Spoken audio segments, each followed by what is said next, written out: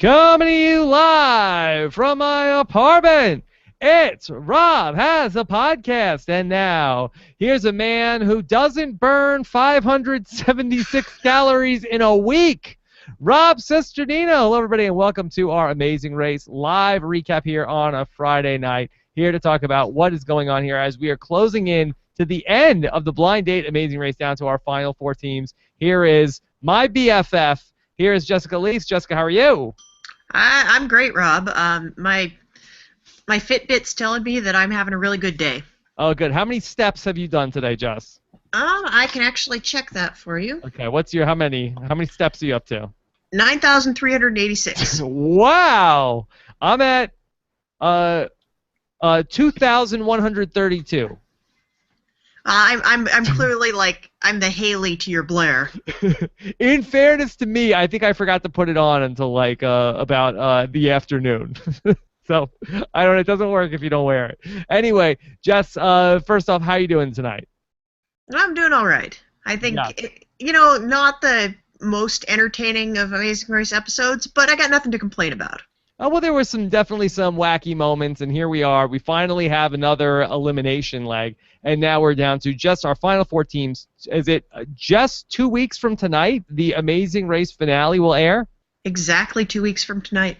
Oh, my God. And here we are with the final four, really anybody's race of these four teams that are left. So we will break that all down as the Amazing Race went to Peru tonight. I was very excited to see Peru, actually, because they have not been there in a really long time.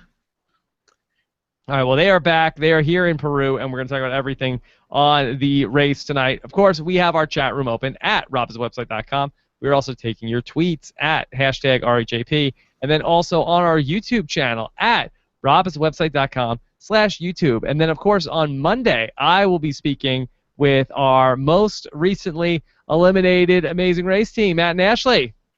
I'll be very excited and to hear about what they have to say because I think they are the kind of team that's not going to hold back. They're not going to hold back. Hopefully that they will hold back from each other.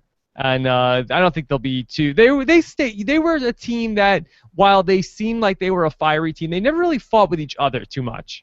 No, I get the feeling that on any other season, they would be that team.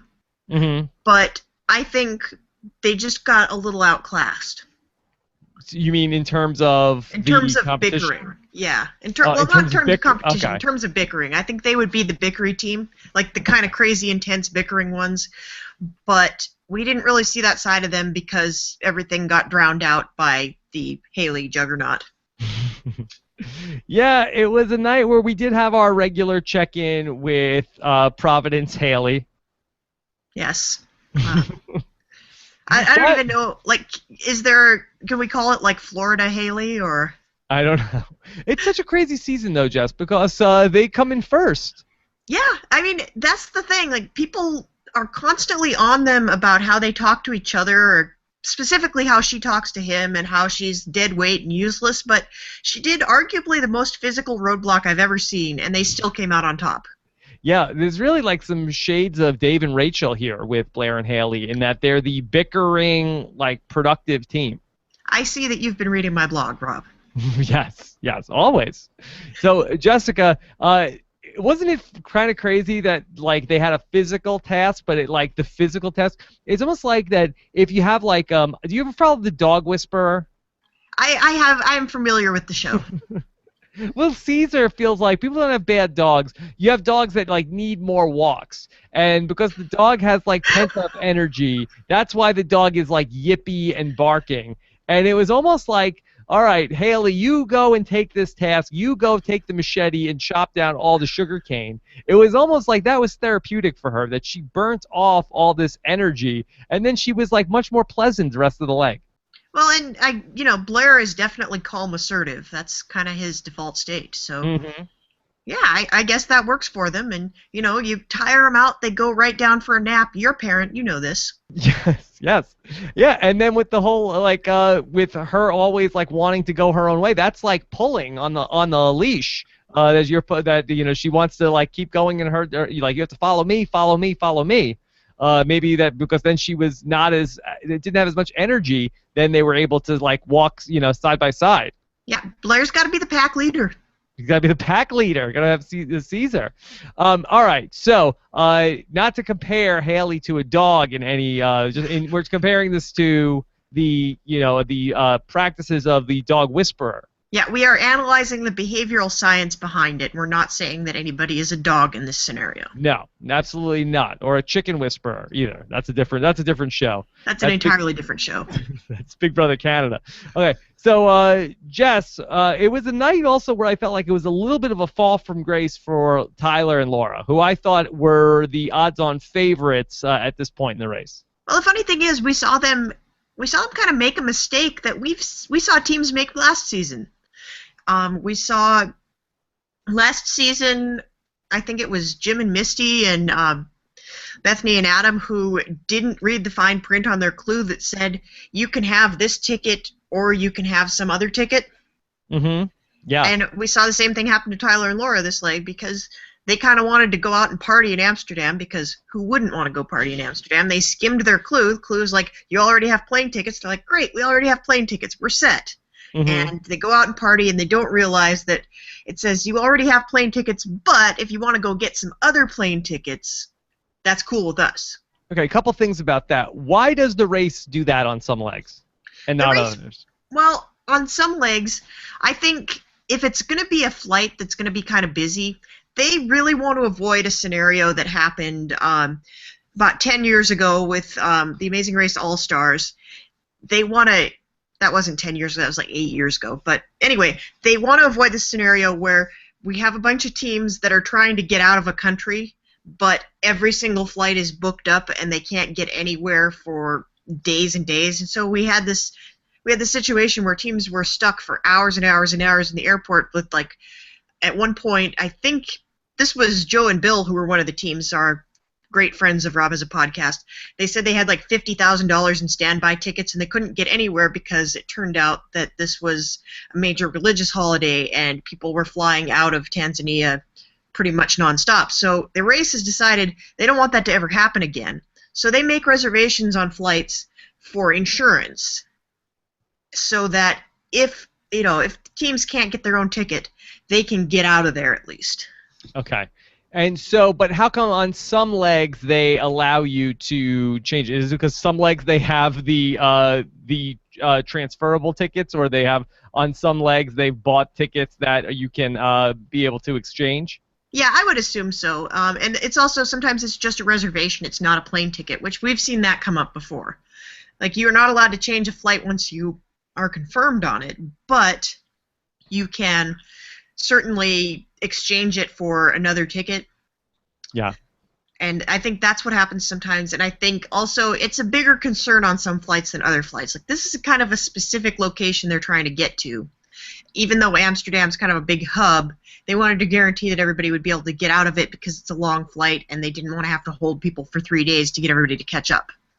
Now, I thought it was ironic that it was Laura, she wanted to go out to a bar because she wanted to celebrate that she was now in the Dirty 30, but it ended up screwing her up in the flight tickets because as far as I know, Jess, everybody who I know who's in the Dirty 30 has no problem getting flight tickets to go anywhere they want to go in the United States.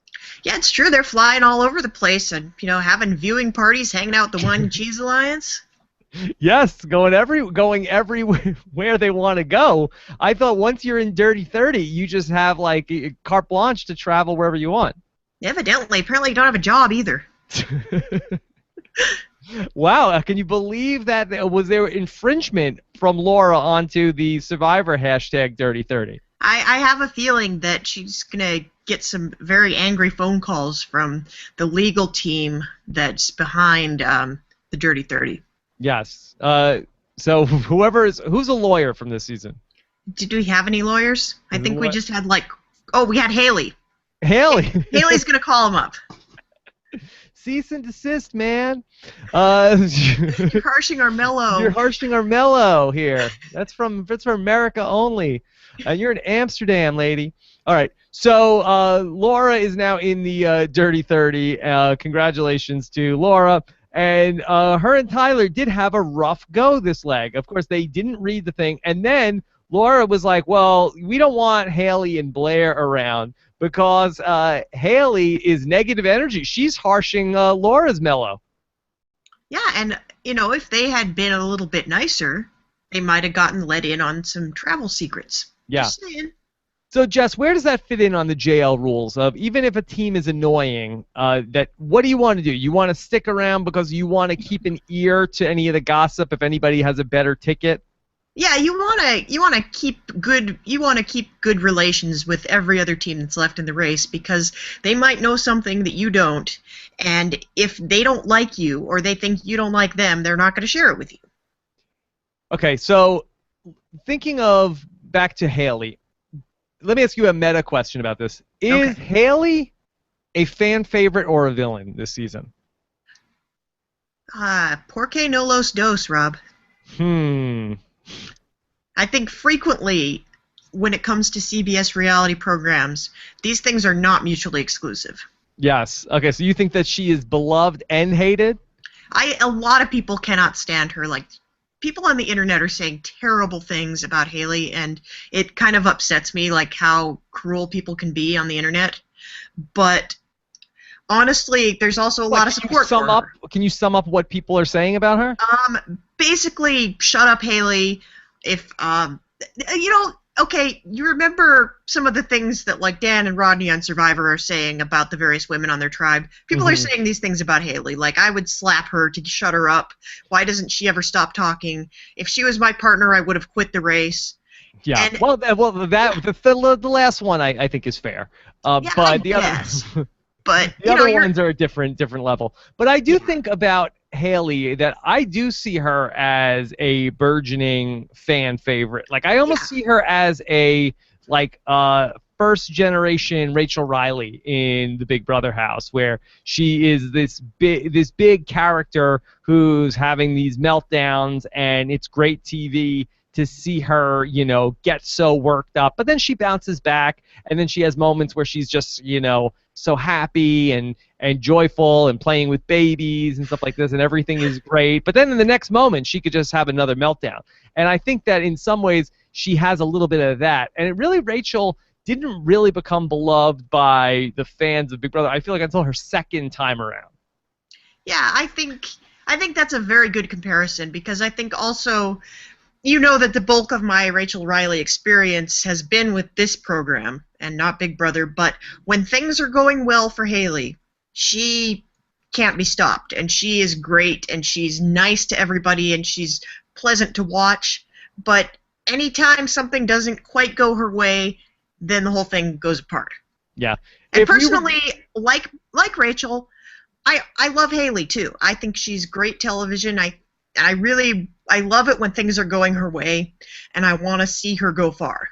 Yeah, I love her too. I'm a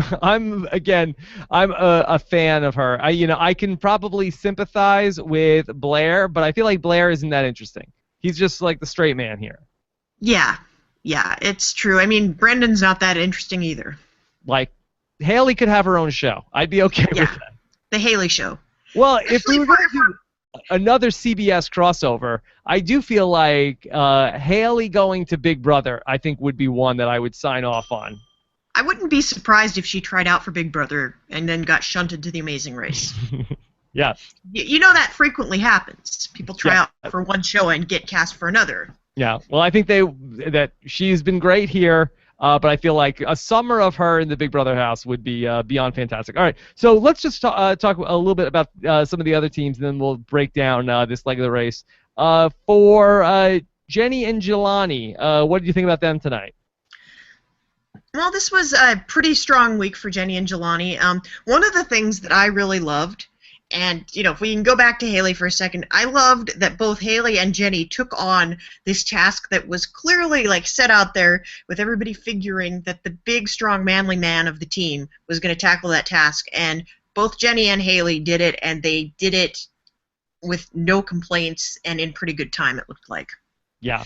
And I was really impressed by both of them.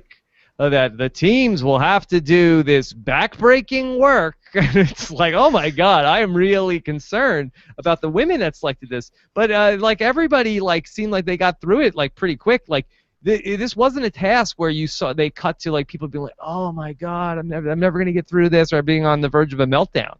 Yeah, or like I'm thinking of season 6 with Jonathan and Victoria trying to build the hut in Ethiopia and like screaming and injuring themselves. When I saw that like 50 yards of sugarcane, I was thinking that's where we're going with this, but everybody just kind of did it and it wasn't an issue. Yeah. Okay. Just to add to this conversation about Blair and Haley, I must say, Sarah Freeman is saying on Twitter, Blair is great for deadpan one-liners. Credit where credit's due. Okay, that's fair. That's true. He has given some good reactions. A couple of times, even like a Jim Halpern reaction to some of the Haley stuff. So I'll give him. He has played off of her well. Yeah, I do kind of like he's definitely, like you said, he's very good at playing the straight man. But I wouldn't want to see him in any other capacity except for interacting with Haley. I could put him with another intense personality. Like maybe Blair gets his own show and it's just like every week they bring him another person that's extremely intense. Yes, and with all due respect, I mean, he seems like a great guy. Yeah, I would go to him as a doctor, sure. I'm just talking about it in terms of casting. Yeah, in terms of casting, like he originally applied to be on the show with his dad, and I'm kind of picturing like a less interesting Dave and Connor situation. Yeah, Dave and Connor situation. Poor man's Dave and Connor. Yeah. Okay. All right. And then, of course, we have Mike and Rochelle, who are, again, hanging in there. Yeah, they did well. They didn't make any mistakes. Yeah. So they're hanging in there. And they were spending a lot of time on the moonshine task. This was a kind of a boozy episode of The Amazing Race. Yeah. I always enjoy any look into the local hooch wherever they go. Yes. All right. So were you disappointed we didn't have more of that in Amsterdam? We could have had more of that in Amsterdam. We certainly could have had more of that. You know, if they let me design the challenges in Amsterdam, it would have been very, very good television. Yeah. Okay. Let's talk through some of these tasks tonight. And of course, the first task was really getting on a plane. Yeah. figuring out that you could get on the earlier plane was the first task. Which, you know, it's nice to have that little bit of classic Amazing Race thrown in there where you have a little bit of airport drama. A little bit. And then teams had to find the shoe shine. Yeah, they had to find a shoe shine stand in a particular, I think they called it like Plaza Merced, and I think there might have been, I think one of two things happened here. It was either one of those situations like we saw in Amazing Race All-Stars with like Piazza John Keats and John Keats Street, or it was one of those situations where the cab driver was like, oh, sure, I know where it is. I don't think you should walk there. I think I'm going to have to drive you, and you're going to have to pay me to do it. I can't tell which thing exactly was going on there. Yeah. So what was going on with the that it's dangerous? I think was that a scam? Maybe not. I'm not sure. Taking advantage of the tourists? Yeah, I'm not sure that they're in any amount of real danger when they've got like an entire camera crew following them around. Yeah. But, you know, I've encountered that in a couple of neighborhoods in Latin America that, like, they seemed all right when we were there, maybe a little quiet, and we've had people, like, just come off the street and say, you shouldn't be here, this is very dangerous, you need to go. Okay. So, I mean, it's a thing that I've seen happen before. If a team was, like, mugged or assaulted on The Amazing Race by, the people that are the locals, would they show it on the episode? Well, I've never seen anything violent happen to a team, but there was one particularly sketchy incident where there was a team that had a cab driver try to scam them. And the cab driver basically drove them out in the middle of nowhere and demanded a bribe to be taken back into the city. Wow. And that was a really scary moment. Yeah, with the camera crews also? Yeah. So what'd they do? They ended up, like, it took a very long time, and I don't think we saw the extent of, like, who had to be called in to deal with this, but it took some negotiating, and eventually they were taken back to where they started from. Wow. But they ended up going out the next leg. Okay. Did they send Phil like a ransom note? Phil, you want your teams back? And then Phil's like Liam Neeson in Taken? If Phil kills 38 people trying to get his racers back, yeah, give me back my teams. I will you don't know find who you. you're messing. I will find you. And I will kill hunt you down. Yes. Yes. Give me my money. If you give me my teams back, that will be the end of it. Yeah, that'll be it. All right. So we had also the speed bump, which was pretty really a emphasis on a bump.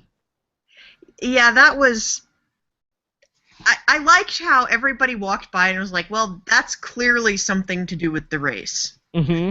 Because that's nothing anybody would actually ever do. Yes. Yeah. Like, we got some llamas dressed up. We got some, like, stern-looking Kafka-esque guys with typewriters. Yes. Now, did you know that the llama loan business was such a big deal in Peru? You know who I bet knows all about llama loans? Who is that? I bet Tony and Cass know all about llama loans. I suspect that they probably do. Wait for that. How much do you have to pay to rent a llama for the day? I'm not sure. Whatever it is, I bet it's a bargain. Yeah. Well, you know the best part about renting a llama is? You don't have to keep it. You can give it back at the end of the day. Yeah, and you could really just run it into the ground, you know. Really just like, you know, you can smash it into the curb. Right. You get it dirty, you know, spill a scratch it drink on it. Yeah, that's fine. You can just do whatever, you know, feed it all sorts of whatever, beefarino, and then you just give it back, and then you'll be fine. You'll be fine as long as you don't put too big of a deposit down on the llama. Yeah, well, you really need to spring for the extra llama insurance. Yes, well, that's how they get you. That's the scam. I guess so. A lot of people don't know they're already covered with their regular pet insurance that when they go out and drive a llama. Also, does anything about the llama mean that you have to have the application with a typewriter? I mean, can't you write out the llama loan application in pen? Well, you need to be sure that your handwriting is extremely legible. Yeah. That's legible with 2 L's. Is there a deposit you have to put down to rent a llama? Oh, I'm sure there is. You know, you don't want to end up like losing the llama and not getting your deposit back. Yeah. And do you have to bring the llama back to that place, or is it sort of like the city bikes again? I think it depends on where you are. Mm-hmm. Yeah. I mean, because if you have to bring it back to the same place, I feel like the idea would be to go and would you ride the llama to get someplace? Like, what would you need the llama for afternoon?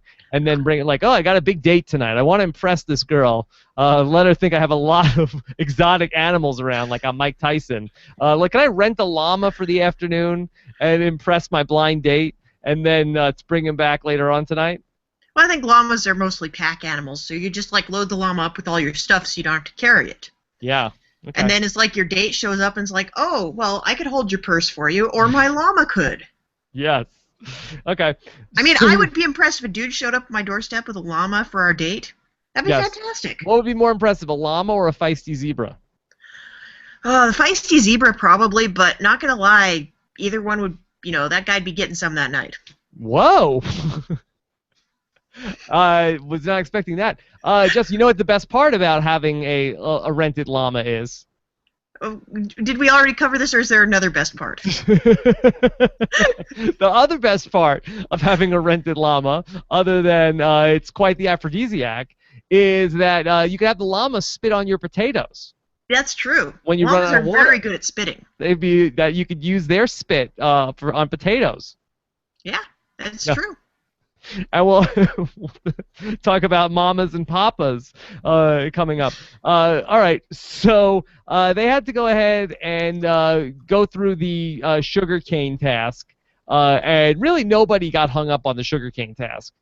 Not really. I thought it was going to be a lot harder. I think maybe all those years where I had read the book The Thornbirds that has this really graphic description of how hard it is to cut sugarcane.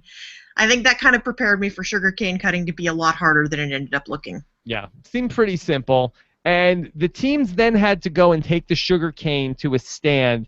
Jess, I'm interested to know your take on this, where there was a mathematic formula that the teams had to do. I'm like, okay, let's see how this is going to play out.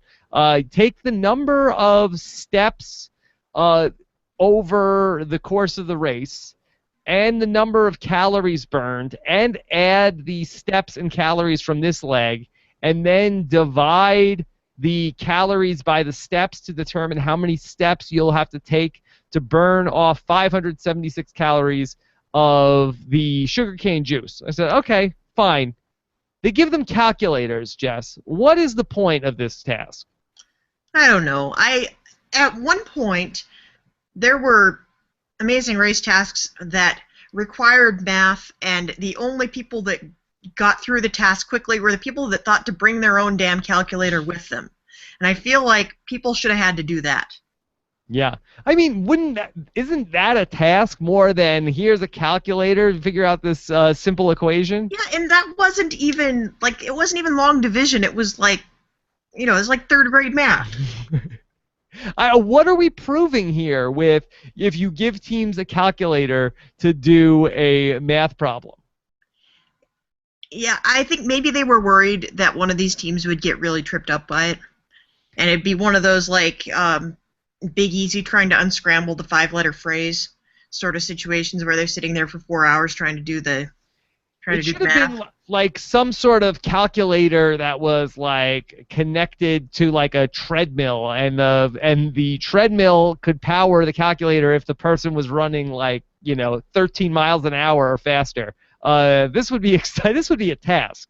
You can't do anything while you're running 13 miles an hour. One person is running and the other person is using the calculator. Okay. And it's like speed. It only works if you're up or like the DeLorean from Back to the Future. It's only going to work. You should see how much math we can do when this baby hits 13 miles an hour. Okay. That would be good TV. You're right. Whoa. Are you telling me you built a calculator out of a treadmill? Yes, precisely. This is heavy. Calculator math is the #1 export of Peru. Hey, you. Get your damn hands off my treadmill.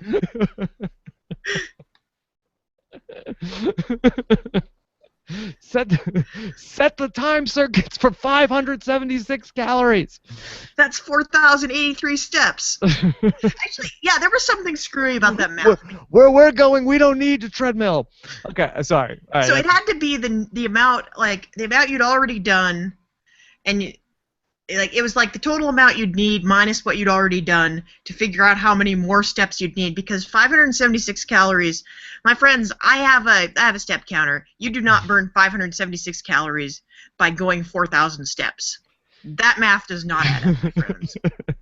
Are you saying that there was a shenanigans on the part of Fitbit, who was obviously a sponsor of this episode, that they made it seem like you burn more calories walking than you actually do? I think it was one of those things where they just threw a lot of numbers on the screen, and they're like, look at all the calories you can burn, but it was 4,083 plus something else. Have you ever had sugarcane juice? Yeah, I've had it. How is it? It's pretty good. I'm a fan. Okay, what would you rather have, sugarcane juice or Peruvian moonshine? Peruvian moonshine, no question. How many calories are in Mama's moonshine? Well, that I do not know. But I think you have enough of it, you don't care. Have you ever had moonshine, Jess? I've not had Peruvian moonshine. Have you had regular moonshine? Have you had American moonshine? Yes. Yes. Okay. I've not bootleggy moonshine. Now they have a thing, I don't know. I don't think you make it. This doesn't even really count anymore, because moonshine used to be something you had to make on your own, and now the companies are bottling it and selling it in bars. But it's not really moonshine, right? It's not really the kind that'll blind you. No. Is that what it is? Is that a thing that it will blind you? Is that real, or is that a wives' tale of that, a prohibition, hey, don't make moonshine, you go blind? Well, like other things that they tell you if you do, you'll go blind? Is that what that's like? It's just like a wives' tale? I wouldn't know about that, Rob, but I don't want to go too far afield, but during Prohibition, people used to cut their moonshine with a lot of crazy stuff. Yeah. And a lot of it was not things that you should be drinking. Yeah, I had moonshine once, Jess. And you live to tell the tale. I live to tell the tale and can still see just fine no matter what I'm doing. So if you go blind, it'll be for some other reason. No, it won't. Listen, I can still see right now everything. That's proof positive. But just the moonshine. Yeah, I went to right after I got off Survivor. I went to one of these charity events, and Big Tom Oh, jeez. brought his own moonshine from home and was giving people his moonshine. All right. Myth debunked. If anybody was going to give you a drink of moonshine that would make you go blind, it'd be Big Tom. Yes. And since you are fine, I'm going to say it's myth. Hey, have some of this moonshine. Oh, my God. Brought it from home. Yeah. That's the greatest thing I've ever heard. But I am a fan of, like, the local... Like, I try to try the local booze wherever I go. Yeah. It did And look... if I went to Peru, I'd be into this. The ingredients look terrible, and it looked like kava. Well, Rob, you know what goes in beer, right? What? Like, beer is made out of, like, barley and hops. It's basically, this was, like, corn and rice. Yeah. It's like grains and yeast and, like, magical flavorings. That's every booze ever. Magical flavorings? Magical flavorings. Wow. Is a spell that they do to make it work? Well, I don't know what Mama was doing there. They didn't really go into depth on the procedure, but I did look it up on Wikipedia because I was curious. Yeah. And it's typically, like, this is made out of cloves and honey and corn and other grains, and then it's fermented, and it tastes sort of like a hard cider. Okay. Just, what was easier in your mind, Mama's or Papa's? Well, see, here's the funny thing. These are both tasks that I saw this past summer I saw very similar tasks on Amazing Race Canada this past summer. Potato sorting?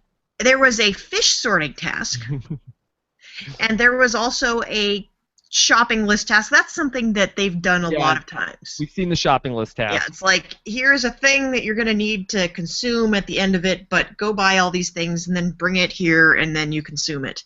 That's pretty standard, but they had one of those on Amazing Race Canada, and having seen that, I would have been inclined to go for the potatoes because when they did it on Amazing Race Canada, the teams that did it got knocked very far behind everybody else. The teams that did the shopping list. Yeah. The potato task, I just didn't think was good TV because you didn't understand why the potatoes all like fell out. Was it just that they have one wrong? Like they didn't like have a shot of what was wrong. It was just like, oh no, this is wrong. But they did have a shot of what was wrong, but we had no clue what was actually going on because it's just a bunch of frickin' potatoes. Yeah, I didn't really understand what was what. I did like how the thing opened up and then all the potatoes fell down. Yeah, that was the only thing that made that compelling television. Yes, I do like how they're adding more and more to the Amazing Race. Like when you do something wrong, there's like a trap door, or you get sprayed in the face with water, or the things fall down. I like that. Yeah, I like. We're just gonna start like double daring them. We're gonna like slime them when they get something wrong. That's fine with me. I'm okay with that. More please of that. Okay. I think that it was Haley and Blair were the first team to get their cider done. Now, how much of a kick is in that moonshine? Because I mean, if you're on the Amazing Race, should you be drinking a huge glass of moonshine? Do you recommend that? I don't think it's that strong. I don't think it is moonshine. I think it is closer to like homebrewed beer. Okay. So I'm thinking you could have a beer and still run the Amazing Race. Okay. And there have been occasions where they've had to like go to a bar and do a shot of vodka, and like you can do one shot and still run the race. I think it's okay. Now, what did you think of the prize that Haley and Blair got for being team number one? They got the Fitbit fitness kit. Now, last season this came up, the Fitbit fitness kit, and say that 10 times fast. And okay, here's the thing, Rob. It didn't even come up last season. It came up earlier this season. Oh, it was earlier this season. It was earlier this season. And so it was that is thing number one. Well, and what was it? It was like groceries for a year or a gym. Like I feel like the computer and the phone is new here. Yeah, it's like I think they got like you could choose groceries or a gym membership in the first one, and in this one there's like a slightly different spin on it, just in case one team won both of them. I can't believe that was this season. Yeah, I'm like, that must have that's been thing last number season. one. This is Oh, a it's been in the crummy fall. duplicate prize. Like, you just won something that someone else already won. Yeah. Here's thing number two. After that episode happened, everybody in the race, every single contestant got a free Fitbit from Fitbit. Yeah, and why do you need 6 Fitbits? I don't really understand. Yeah. You'll get one of every one we make. I'm like, well, I really only need one. You need your like casual Fitbit and you need your dress Fitbit. I And you guess need so. one to like go with your business attire and one with your cocktail attire. I guess so, but it's not like if you have like a second Fitbit, and I do have one. Like it's not like they would sync up. Well, that's even weird. I guess maybe they want you to give them away to your family. I guess so. Get everybody. It's like a network marketing. Yeah, Fitbits for everyone. Yeah. Okay. So everybody, you get a Fitbit. You get a Fitbit. It goes nicely with your T-shirt that says, my daughter went on the amazing race and all I got was this lousy Fitbit. Yeah. Now they say that they'll give you a laptop also and any phone you want. Any phone you want. Okay, I'm gonna have to get out some Japanese catalogs here because I'm gonna want this like very one specific phone with like the blingy outer covering, and I'm gonna want all of the apps from next year. Okay, that would be fantastic if you could do that. If they said any phone, so. Yeah. All right. So Tyler and Laura, we saw a little bit of some cracks there tonight as they were starting to fight with each other. They really had been getting along particularly well. But was it Laura that felt like Tyler was micromanaging her? Yeah, I think the problem here is they've never been tested. Yes. Like, they've done pretty well up until this point. I think there was one leg where they were kind of towards the bottom and they came close to going out, but not really through any fault of their own. This time they were behind and it was kind of their fault, and I think it shook them both up pretty badly. Yeah. Luckily, they had enough spit to persevere through this. I guess that some of the potatoes were dirty. It was hard to tell. They were out of water, and Laura starts spitting on the potatoes. Yeah, this is an object lesson. Whenever you buy potatoes, wash them before you eat them. It's like if you ever are in the grocery store, like, oh, this is a nice looking potato. Look how clean this is. Yeah, it's clean because someone spit on it. You want stranger spit in your mashed potatoes? I didn't think so. Actually, you do. You usually boil them. Yeah, okay. That probably kills everything. That's what I learned from watching Survivor. Yes. Would you? That's what you learned? That's what I learned. That's the one thing. Yeah, but don't stick your foot in that pot of boiling water. That's a no-no. Yeah, that's the pot everybody drinks out of, dude. Would you rather have a potato that Laura spit on or that the llama spit on? I think probably Laura. Okay. Would you rather have? You're hedging. You're hedging. Would you rather have a potato that the llama spit on, or a potato that was cooked in like foot water? Rather have the potato that the llama spit on.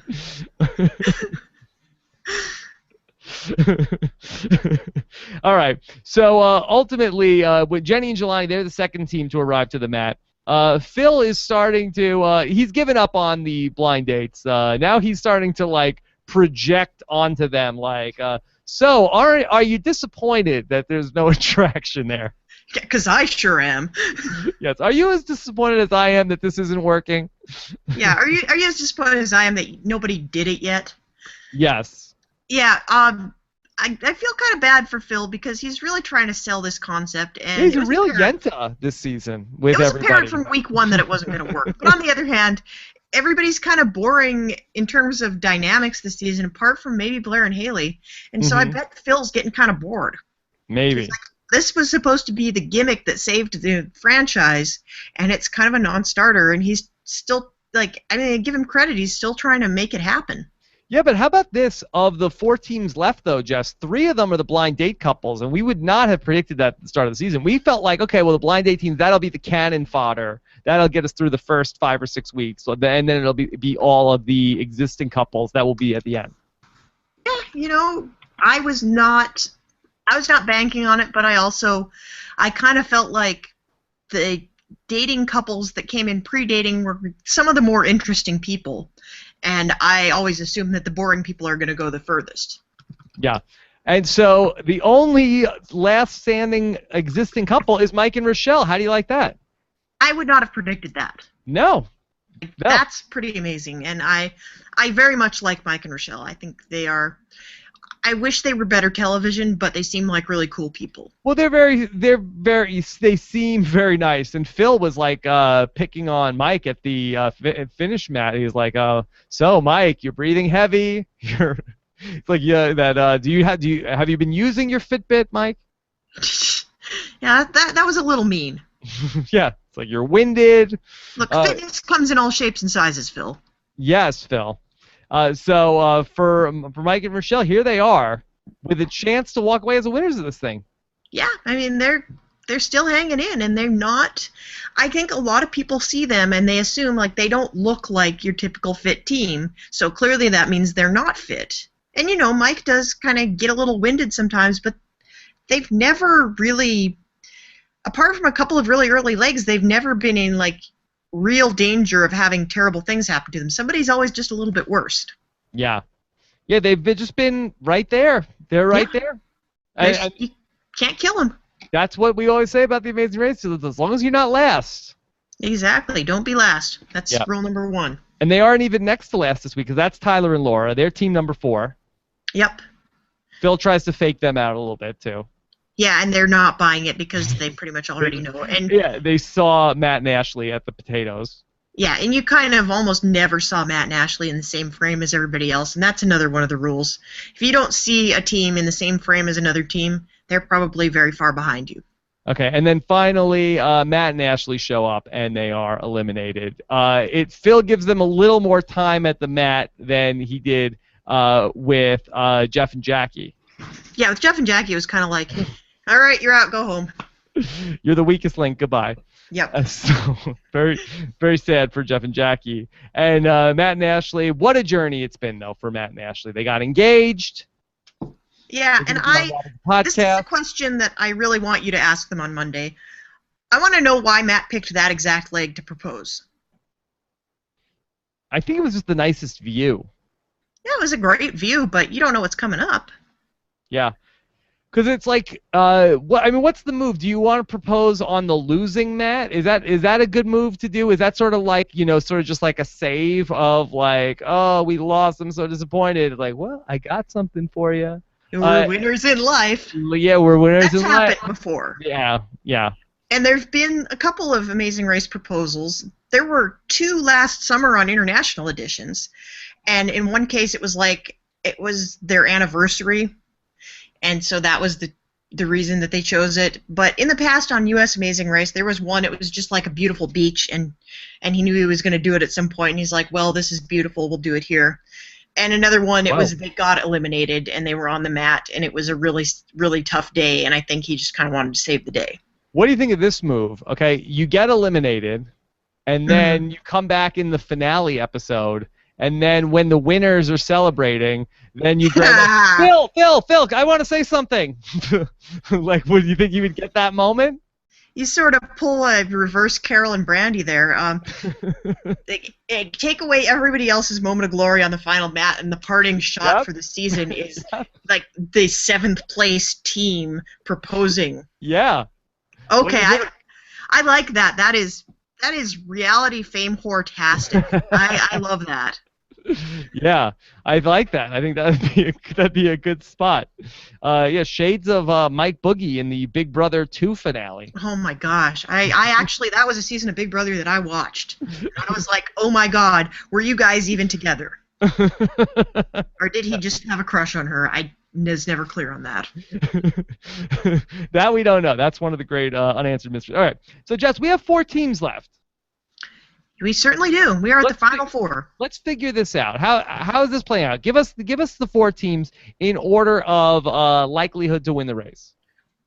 Well, it's hard to tell. Like, up until this week, I would have said Laura and Tyler have it sewn up. Yeah. Because they really, they were on top of their game the whole race. They were getting this sort of Jason and Amy edit where they had never won a leg, but you thought of them as a really strong team. But this week, they were kind of awful. And I think they've lost a lot of momentum. Do you chalk this up to, is this a bad leg? Every team has a bad leg along the way. Do you think that this is just a blip on the radar or a sign of things to come? I think it's one of those things where I think the later you have that one bad leg, the more potential it has to shake you up. Mm. And I don't know that I think they can bounce back from it. I think in general they've been very strong, and if they can just shake it off and keep going, they have a very good chance to win.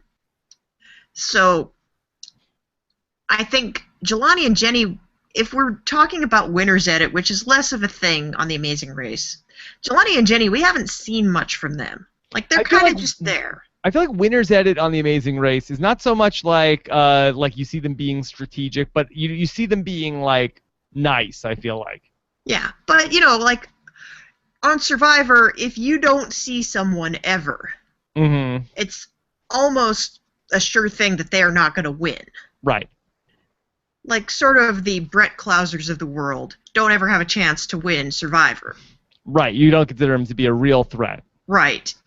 And I think Jelani and Jenny are kind of in that where we see them sometimes show up to a task, but they never have a memorable moment. And I think if they were being sold to us as the winners, we would have seen a lot more out of them. So I don't think Jelani and Jenny are going to take it. I put them at, like, third place. Third place, okay. And I think Mike and Rochelle might be the fan favorite team that we kind of want to win, but I don't see them going all the way either. I think they might be the team that gets out in fourth place. Fourth place. Okay, so you're seeing this as between Laura and Tyler and Blair and Haley? I think so, and I think Blair and Haley have the most marvelous story if they win. Oh, boy. Could you imagine that? Could Blair and Haley be the team that saves The Amazing Race? I think The Amazing Race might take a lot more than that to save The Amazing Race, but I think it would be a good story and it'd be a good cap on this season, and if they won, I think we would look back on it with a little more fondness than we will otherwise. Yeah, I think so. I think that will make us very happy. I do feel like for The Amazing Race, Blair and Haley winning is best case scenario. One, they're a blind date couple. Two, you have this whole Haley storyline, which was conflict and which was, all this drama that goes into it. And I think that would be probably for The Amazing Race the most desirable outcome. Yeah, I think so. I think that might be. I think without that outcome, we might even see The Amazing Race slip a little bit further off of the bubble. Yeah. And we haven't heard word 100%, and this is going to be the month when we'll find out if Amazing Race is back for the fall. Yeah. They usually film the fall seasons in June. Yeah. So they got about a month to figure it out. I'm sure it's already been cast. I think they have people ready and waiting to go. They have a course planned out, but we won't know until I think we'll find out this month whether it's even going to happen. Well, we'll find out because the upfronts are going to be this month. And so when CBS is going to announce what its fall schedule is, we'll find out, exactly where Amazing Race is on the lineup, whether it's on the fall lineup, whether they're saying it's going to be, a replacement for something else after, or if they're going to just do one season for the spring, or whatever they're going to do. We'll find out probably by mid-May, probably within the next 2 or 3 weeks, because the upfronts traditionally, I think that they're the week after we get to Mother's Day. So, okay. Laura and Tyler, Blair and Haley, who's your pick? Is it Blair and Haley? It's still Blair and Haley, and Wow. I believe they were my preseason pick too. So I'm feeling very good about Blair and Haley. Right, somebody fact check that. This could be revisionist history. All right, but I think my reasoning was faulty on why I picked them. Because I think when we read their biographies, I said Blair and Haley looked like the most boring team. Well, they were not. I was definitely wrong about. They were not. Yes. And there was a very brief clip in like the season preview that showed a blonde girl absolutely screaming at a guy. Yeah. And I didn't really know who was who at that point because I hadn't seen much. I'd seen about 3 minutes apiece of every one of these teams. And for a second I thought that was Laura, and I'm like, oh, Tyler and Laura are going to hate each other, and Blair and Haley are going to be boring, and I had it flipped around.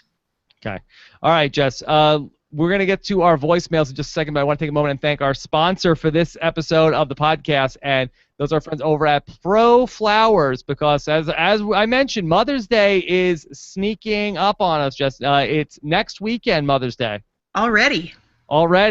And everybody, whether you're married to somebody who is a mom of kids, or your own mom, or whatever moms are in your life, a great way to get something nice for them is to get them from Pro Flowers, because it's better than macaroni art. That's not that great, right, Jess? You'd have to be really, really good at macaroni art to even approach this. You'd have to be very skilled in the macaroni arts. A veritable macaroni Picasso. Better than Kramer when he made the Fusilli Jerry. Oh, way better. Better than that.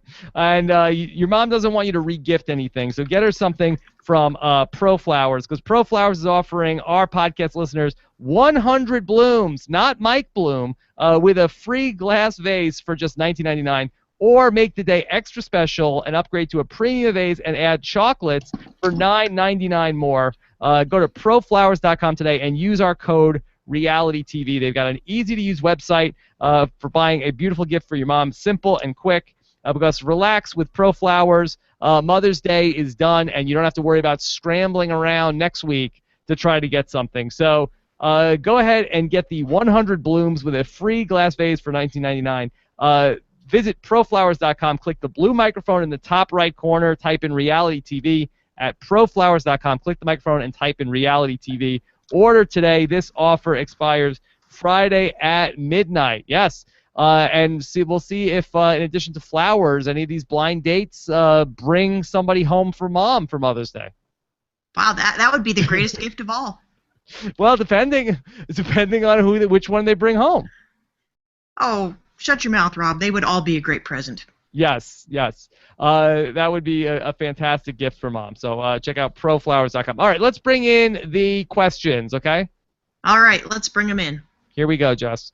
Let's start with, this is from ID Institute. I don't know about you guys, but I have no idea how this is going to play out. And I really think anyone can win, which is why it's making it such a great finish. What are your thoughts? Exciting finish, Jess? Yeah, I think so. I don't think anybody has zero chance of winning this game. Like Spencer? Yeah, nobody's coming in with a Spencer shot at it. Phil doesn't have to write anybody a letter? No, Phil doesn't generally write letters. Yes, what does he do? Does he not use the llama typewriter? No, he doesn't use the llama typewriter. He just texts you in the middle of the night. Yes. Okay. Like Tyler Perry? Yes, like Tyler Perry. Okay, this is from I Love Cheese 777. Wouldn't it have been easier to sort the potatoes first rather than wait like Laura and Tyler did? I saw that was what Jelani and Jenny appeared to do, and I think it worked out very well for them. Yeah, so sort the potatoes and then put them in the bag. Right. Okay. Right. Like, do it all there. You have more room to, like, lay the potatoes out. You don't have to do them, like, one at a time. You can kind of spread them out and, like, just push groups together rather than, like, oh, this potato goes here, this potato goes here. More room to spit also? Yes, more room for spitting. Although there's more dirt, so, you know, you might have to generate more spit. Yes, that's also fair. Okay, here's from Mr. Airsonic. Phil said teams would be competing for a spot in the finals, but he didn't say Final 3. I really hope they don't do a Final 4. I like it when it's all three teams. What are your thoughts? Jess, any chance that they do not do a Final 4? I think there's a greater than zero chance that there will be a Final 4. A greater than zero. Is there a greater than zero chance that there will be a Final 3? I think so. It could go either way. I'm like 90% convinced it's going to be a Final 4 again. Yeah, me too. And that's like the rumor that's going around. But I would be happier with a Final 3. I think the Final 3, I find that a little bit more entertaining. Yeah, I think so. Because it's like, you know, we're really getting down to it. Yeah, and also I thought that the finale, not the winners, because I love the winners. You love the Sweet Scientist, we know. Last season, I thought the finale was kind of poorly designed. Poorly designed finale? Yes. Worse than the previous season's finale? Well, we don't really talk about the previous season, but I thought there was really not much chance like that there was no task between the point at which the Final Four team left and they got eliminated. So there was no skill-based thing that would mean the difference between staying in the race and leaving the race. It came down to who got there the quickest. You didn't like when David Copperfield put Connor into the box and then told Dave he killed him? You know, a meaner podcaster than I would say that I didn't like it because he didn't really get set on fire. But I love Dave and Connor as people. Yes, I mean it's just so crazy that it's like, all right, David Copperfield is gonna now pull a fast one on everybody. Psych, your loved one's not dead. He's just wearing a fireman outfit. Yeah, you know I didn't love that. But last season I felt like. I think the finales for the last several seasons have been just kind of like go and do a cool task and then go and do another cool task, and there's not a whole lot of brain power involved. I will have to say, Jess, I think you're short-selling the final part of the final leg from last season when they had to go into the what would you call it, the shipping facility at the port, and then go memorize all of the numbers. Like, I thought that was very hard, and I thought that was good TV. I thought it was hard. I don't think it was good TV. Yeah. Like, as we learned this episode... I disagree with you.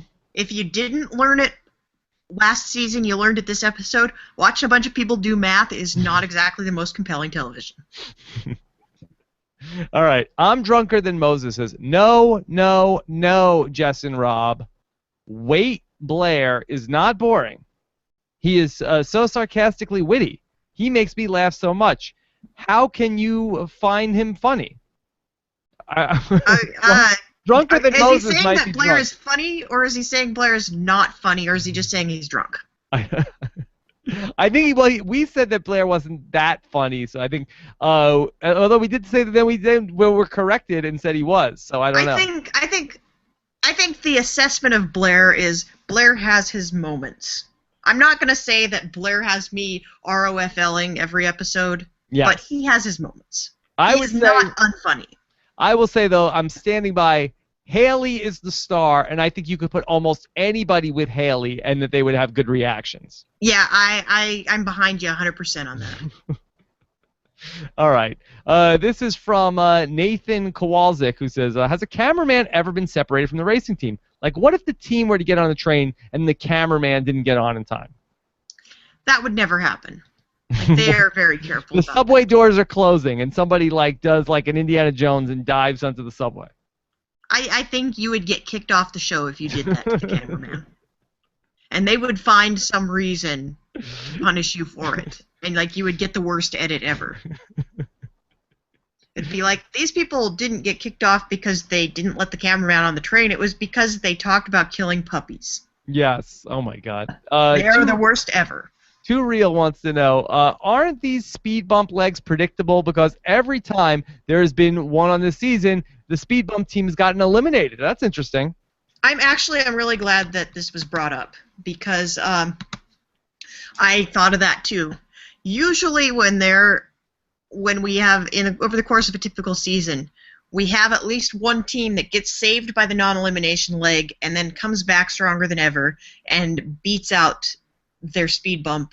Sometimes even getting to the front of the pack with the speed bump. We've seen that happen. And I think this time it's just felt like, oh, we have this is a two-part leg and the first part doesn't count. Yeah. I feel like with this speed bump this season, though, the teams, it's been a coincidence, I think. The teams that have lost on the speed bump legs, have all lost for other reasons. The speed bump was, the least of their problems. Yeah. I think, honestly, Jonathan and Harley really got a raw deal. I think not getting that flight was the only reason they got eliminated. Yeah. Steve and Allie, I could make the case that they did kind of... They screwed it up. Yeah, they kind of screwed the pooch. And Matt and Ashley, I think, same thing. There's a reason they came in last place. I agree. All right. I think Matt and Ashley had the best chance of being able to bounce back from that, and I wish that we had seen that happen. Okay, let's do a couple more questions here. John Johnston wants to say, Was anybody worried with Laura and Tyler getting the birthday curse? Jess, is there a birthday curse? I don't know if there's a birthday curse per se, but you know that whenever somebody gets a character moment at the beginning of the episode where we learn something new about them, that usually means they're either going to have a great leg or a terrible leg. And honestly, I thought it was setting it up for Laura to say, oh, it's my birthday and I'm celebrating on the Amazing Race, and oh, womp womp, you got eliminated. Because that has certainly happened before. There have been people voted out of Survivor on their birthday. Tawana. Yeah. People got kicked off the Amazing Race on their birthday.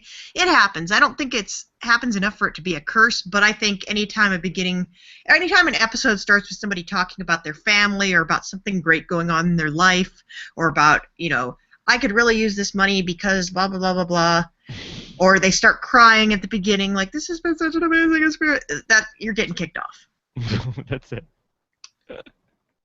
Bills Max says, is this the longest race course in history, Jess?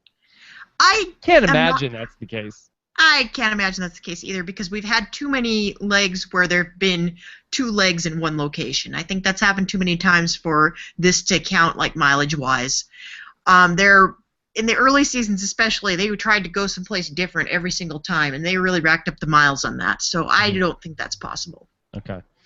This is from Buck Hondo. I would definitely do the Mama's Challenge. You get to drink, no brainer. Yeah, I'm with you. Yeah. Okay, so this is from Roberto Bosco Zen. Once chosen, you may not switch detour. Has this happened before, Jess? Okay, this came up, like, they actually did tweet this at me, and I'm not sure this actually happened. I don't think they said that, but I am not 100% on that, and I am going to have to go back and watch it again. You feel like that Matt and Ashley just thought that up? Like, what? Could you explain what exactly went on with Matt and Ashley and the mix-up? It was less that the rules were stating they couldn't switch, and more like they didn't feel that they could switch. Like the cab driver took them to the wrong place. That's really not their fault. But was that the wrong place? I feel like they were cutting to shots of like where they were supposed to go. I think, well, the thing that I'm not clear on, and I think what might have happened is there was a leg of the race in Panama a few seasons back where all the cab drivers knew each other and were calling each other on the phone, and so they knew where everybody was going. Like, people get in there and, oh, it's a bunch of gringos and cameraman. You must want to go here. And they took them to the place without even, like, asking them where they wanted to go. And I think this might have been one of those situations where the cab drivers might have all been talking to each other like, oh, yeah, crazy gringos with the camera, they want to go here. And they take them to the, step 2 of the potato place instead of step 1 of the mama place. Got it. All right, one more question tonight, Jess. Shannon G says, 1, Tyler and Laura spitting on the potatoes was unsanitary and overall gross. 2, did you find it hard to root for Tyler and Laura this leg? I love Mike and Rochelle's approach of just using kindness to make it through the leg. Are you out on Tyler and Laura and rooting for them? I'm not out on Tyler and Laura. I'm not out on anybody. Yeah, I don't think that they're villains or anything like that, Tyler and Laura. Are they bougie, though? Are they bougie? Well, they're a little bit bougie. I mean, okay, Hayes and Magdalena are bougie. All right, let's see, Scott, give us one more if you have it. Okay, last one. Karen Tyler, Robin, Jess, who is the knowingest Amazing Race? Oh, it's Jessica, and it's not close. Yeah, it's me. It's not close. Yeah, I don't. And I've never been on the show, so if we got somebody that had been on the show, they might give me a run for my money. But of Rob and me, with equal Amazing Race experience between us, I definitely know more. Oh, of course. Jess goes far more. That I am just the tourist here in Amazing Race, and Jess is the Sherpa taking me through this territory on my rented llama. Indeed. Now, yes. Rob, stop running the rented llama into the curb. I'm gonna keep just running the rented llama into the curb. All right. So, Jess, Monday I will have the exit interview with Matt and Ashley. Soon you will have a blog about the Amazing Race. Soon I will. Yes. All right. And do we have a hashtag for this episode? Well, I've got 2 that I noted here. What do you got? You might have something better, but I've got Phil Neeson. Okay. And I've got llama insurance. Llama insurance. feel like Phil Neeson is hard to spell. Probably. Okay. All right. Let's go with Jess's llama insurance because a lot of people don't realize that they already have it. It's true. Don't fall for the scam. Hi, I'm David Palmer, and how up to date is your llama insurance?